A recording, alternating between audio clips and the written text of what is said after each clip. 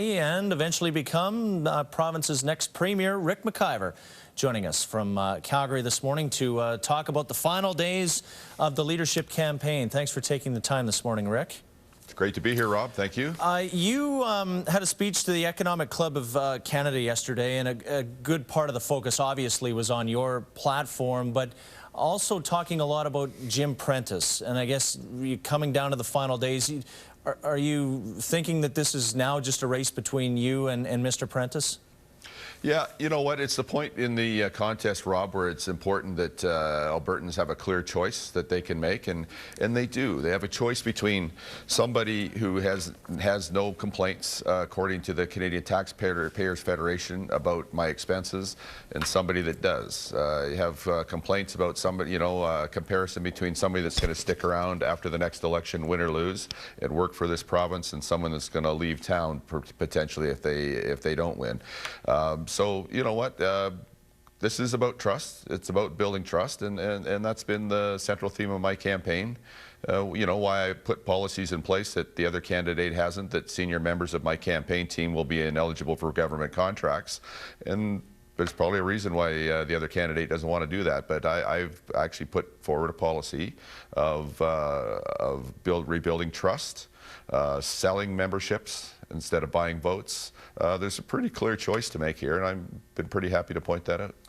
And along those lines, your team and yourself out with a new campaign ad this morning that goes after Jim Prentice. Maybe explain that ad for us. Well, no, actually, just accentuating something that there's no argument about. There's no argument about the fact that during this campaign, my campaign has been selling memberships for $10 and building up the party and building up the value of the party, as opposed to buying votes and lowering the value of the party. And again, I think it's important, especially for a point like this where there is actually no debate about what's been going on, that Albertans know that they're making a clear choice, and I'm just happy to help them understand what that clear choice is.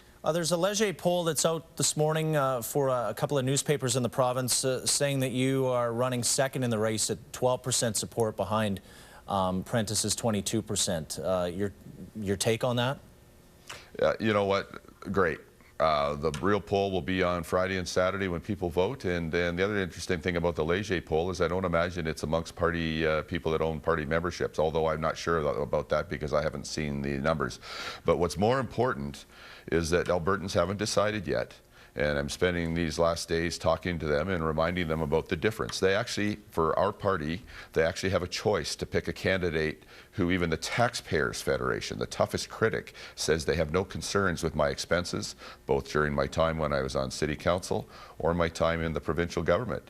Having being the only one in the race to have that clear advantage, and furthermore, I don't have to go through a by-election, so I can get right down to business, doing the taxpayers' work, serving the people, and building up our party and building up this province, which is really what we're here for.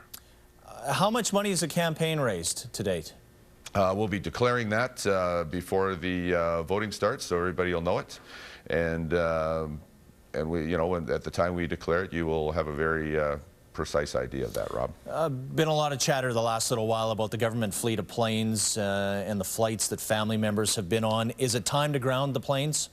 It's always time to do what's best for the taxpayers. And I've said in my campaign clearly all the way through, if it's better for the taxpayers to keep the planes, we keep them. And if it's better for the taxpayers to ditch them, we ditch them.